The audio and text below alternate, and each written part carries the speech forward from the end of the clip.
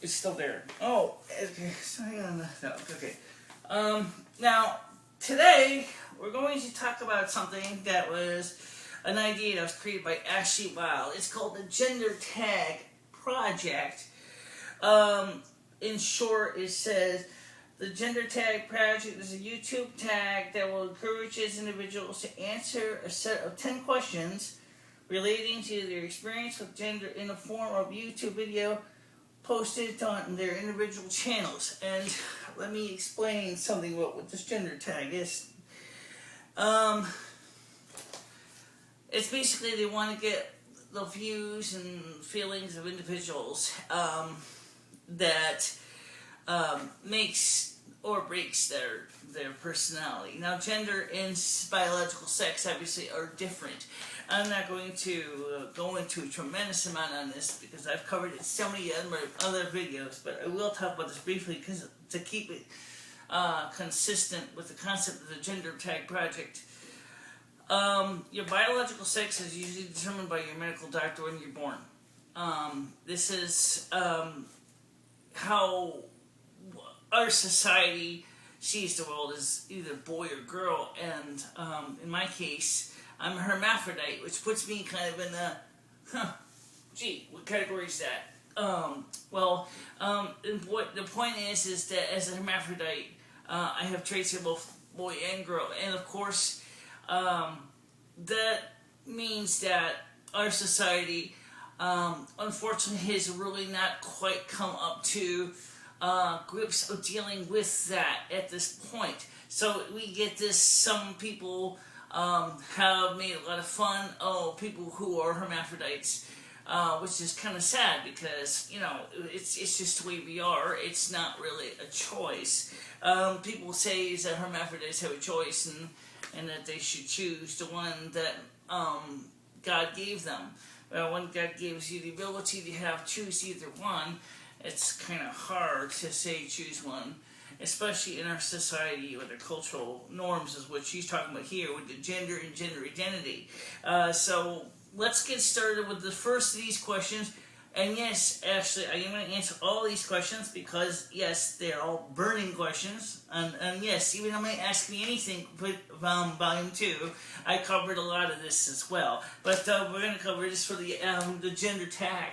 And I had to make a really large print so I could see it well. How do you self-identify your gender, and what does that definition mean to you?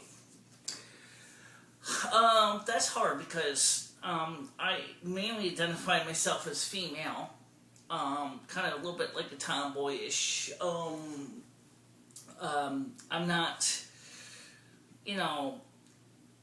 I don't see myself as a masculine character or person. I see myself as kind of neutral. I can wear my hair up, I can wear my hair down. It doesn't really matter. It depends on the circumstances at hand. I am a maintenance lady for my landlord. A lot of times I have to get into some very hot, smelly, dirty places, and trust me, that's not the kind of job your femme is going to do. If you are very feminine, you're going to probably recoil. I certainly have recoiled from a few jobs, but trust me, they are pretty icky. Okay, so I definitely see myself as kind of a soft femme. I don't see myself as a hardcore, and I certainly don't see myself as a butch. And I could consider myself a soft butch. And yes, for these questions, only I am answering them because Lumi, of course, we're just adding Lumi's gender identification would just confuse the hell out of you. So we're not going to include, Lumi isn't going to answer these questions. I could answer them later. You could, but okay, later. Alright, later, I'll answer them. Okay, your turn. My turn. Okay. Now, what pronouns honor you? She, her, and hers. Don't call me a him or his, because I'm not. So, okay, I know it's an androgynous person, and as a hermaphrodite, sometimes people get confused because they knew me as a child, as a boy-like person, and in our society kind of encouraged that. It was only around 2007, 2009 that the doctors realized that there was a mistake in my birth certificate, and they finally corrected it, and that is why now it says female.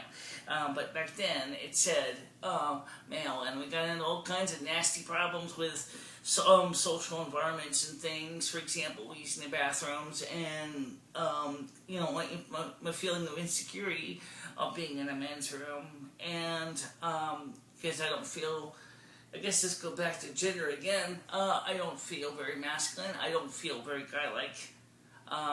So, for me to be in a men's bathroom, not by choice, but because of some mismark on my birth certificate, which could result in me paying a $500 fine for using the wrong bathroom, plus possible jail time.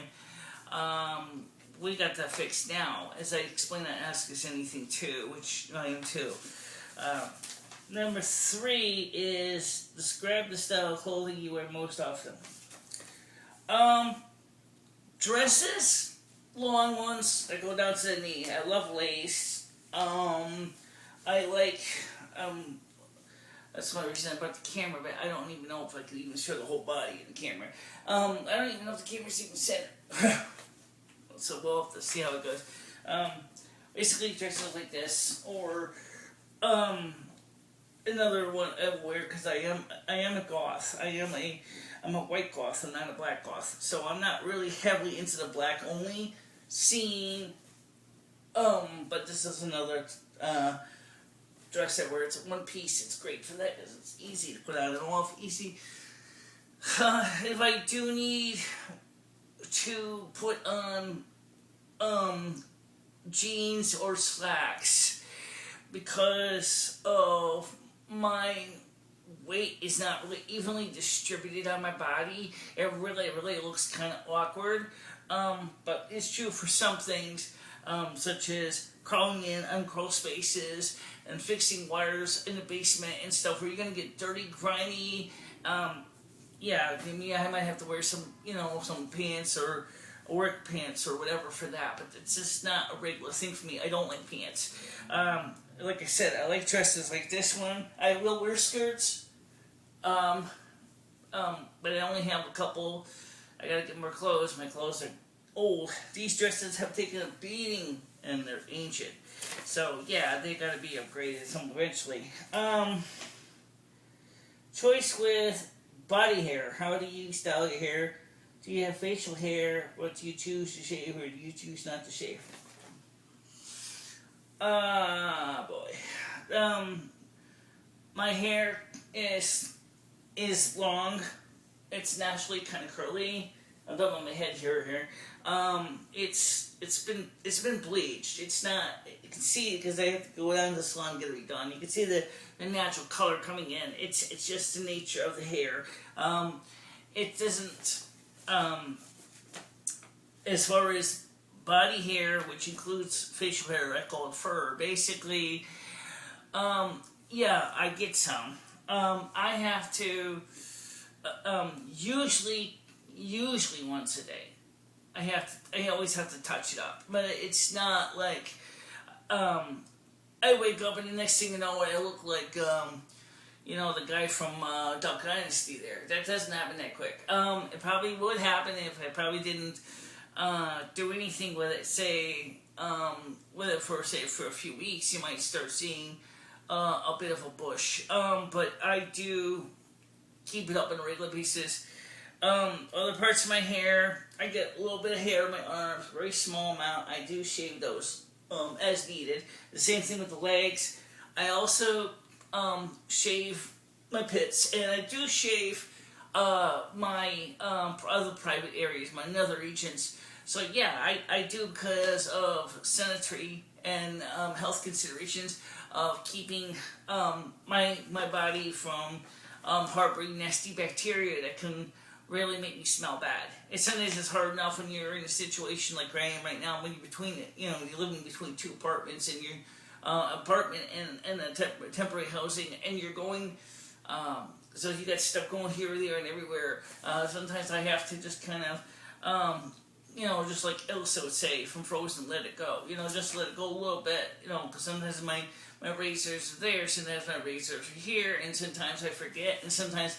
But normally for the most part, I am clean shaven all the way down throughout my body. The only hair I allow to be exposed is my head here, and I get some small fur amount on my big toes that I shave those off too. It's not such a high priority because you don't really see my feet because I have toenail fungus and I'm a nail biter. So we'll get to that. What's the next question here? Okay, talk about cosmetics. What do you do to wear makeup? Do you paint your nails? What types of soaps and perfumes do you use? Painting my nails, I have tried it in the past. Because I'm a nail biter, and every time I try to grow them long, it just never works. And besides, I'm a maintenance worker here. I have to be able to get my fingers into some pretty tight squeezes. And because I'm also legally blind, these are also my eyes. So I need to be able to have full function on my fingers for sensitivity, for tactile touch, to feel things. I did try growing long nails in college. It just didn't work for me.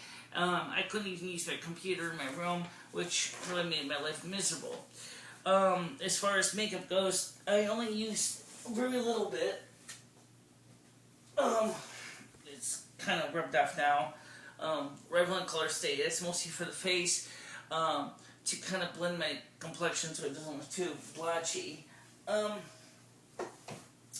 The soaps I use are only one. I use either standard Castile soap or I'll use Ivory soap, because it's cheaper. I like the Ivory better than the Castile soap because it floats. Okay, I know it's really kind of based on Castile soap, but it floats. And so it's easy to find it when I'm taking a bath, so I don't have to worry about trying to fish around in the tub. I know where it is. If I see my little silk boat floating there, I know where it is. It also helps protect people from falling in the shower. Okay. Have you experienced being misgendered? Oh, God, yeah. How many times have I been...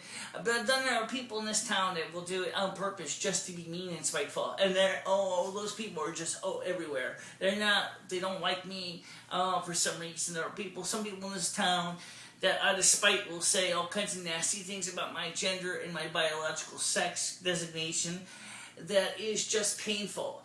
And it hurts me because... I don't really have any control over what I am or who I am. I'm just me, okay? I do a lot for the community, but yeah, it does hurt because I live in a small town, and they talk, and boy, do they talk. It's just like Charlie Rich said about behind closed doors. Yeah, they do. They talk a lot, and unfortunately enough, it has hurt me a lot of places where I wanted to get a job.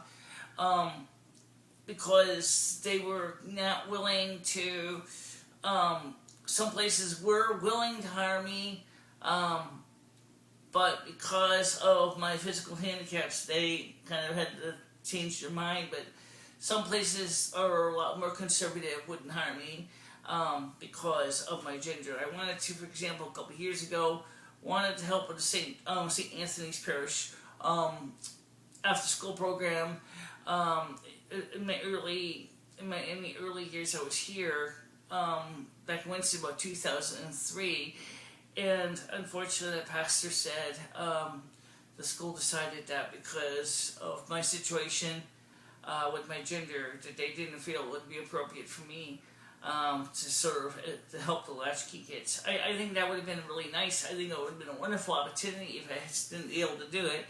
Maybe now, with the way things are going with gender and sex and all the different situations going on, I probably could do it again. I would love to try.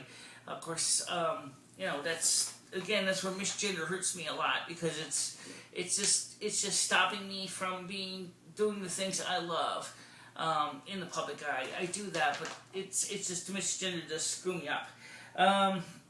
Okay. Last one. Do you experience gender dysphoria? How does that... Next page. affect you. Well, let's talk about what gender dysphoria is, just to make it clear. Gender dysphoria is kind of like a conundrum between what you feel about yourself and how others see you, based on your biological sex. Technically, if you consider yourself a female and you are a female, biologically, usually there's no gender dysphoria. If you're hermaphrodite, however, it gets a little trickier because, like, one person said you have the ability to swing both ways. Excuse me, it doesn't quite work that way. And when I look at my biological condition, I mean, yeah, there's times I have absolutely positively said, I don't like my body, I don't like what I am, I don't like who I am, I don't like what I do. And, you know, that's what gender dysphoria is that kind of feeling of uncertainty or discomfort or unease of who you are. I did have that problem for a while, but then me and Lumi kind of sorted it out, and I will let Lumi explain that in her own video for now, from her perspective. But what that means is this is her hermaphroditic body, and I am a female gender and the gender identity, whereas Lumi is more of a masculine identity. So again, we'll let Lumi do hers and she'll let her explain her situation. But for me, yeah, I did for a while, but I've kind of overcome some of the limitations in my life. Talk about children. Are you interested in having children? Would you want to carry a child if that was an option for you? Do you want to be the primary caretaker for any children you have? I'm 47 years old. I don't think at my age it would be feasible to try to carry a child. My body is so mixed up in some ways that to physically carry a baby to term inside me would be guaranteed disaster. It would not work. But we have talked about having children. But I don't think at this time in my life I feel financially capable of taking on such a responsibility. I would love to have kids, but, you know, with my Asperger's and with my financial limitations, it just doesn't work out for me very well. Let's see. 9. Talk about money. Is it important for you to provide for a family financially? If you choose to have one, is it important for you that you earn more than your partner? I believe that money is an important tool. You know, it's just like any tool. It's what you need to get things done. I'm not so much into hoarding money, but, you know, making sure that the rent's paid, the utilities are paid, and making sure I have food in my stomach, which is a whole different story altogether, but that isn't even a gender type question, but I will talk about that in the end. As far as having more money than my partner, I really don't care who has more money. I'd rather just be with somebody that makes me feel like I'm part of something. I've had partners that had no money at all, and I've had partners that have had just a tiny bit of money. And in fact, one lady that I'm involved with right now gets about a little bit less than me. And yet me and her are very close and we're doing very well. And we're still not officially dating yet, but that's not the point. It's just that me and her have kind of hooked up, if you will. But not so hard that, you know, she's in my face 24/7 or I'm in her face 24/7. So just, we're kind of semi-casual. Okay, so let's see, the last official question. Oh my god. Okay. It says here, there's actually several. Is it important for you that you earn more than any partner that you may have? No. Do you prefer to pay for things like dates? I try to share the cost, if I can, with my partner. So, like, when me and my partner go out for pizza, we try to split the bill, or I buy the pizza this week, and then when she comes over again, she buys the pizza when she has her money. I do not feel uncomfortable when others pay for you or offer to pay for you. In fact, I have received donations from many people.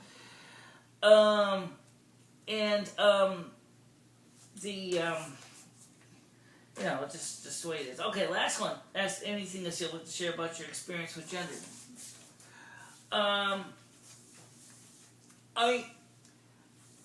I really would like to try to get more people to understand that a hermaphrodite is not the same as a transgendered, like a transsexual or a transvestite.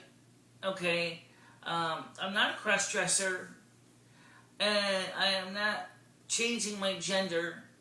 I am just me, and that's who I am, and that's the way it's always going to be. I mean, I'm 48 years, I'm going to be 48 in February. I'm not going to be sitting there and trying to go through what they call surgical intervention. That's not going to happen. I can't afford it, and it's not medically necessary at this point. However, I will say this, is that if my finances were better, and if I was a lot younger, and if my covenant with Mother Uzna and Father Yahweh permitted it, I probably would go for surgical intervention to correct things. But that's over. That's past. I can't go back and 30 years and change things. Okay, it's not going to happen.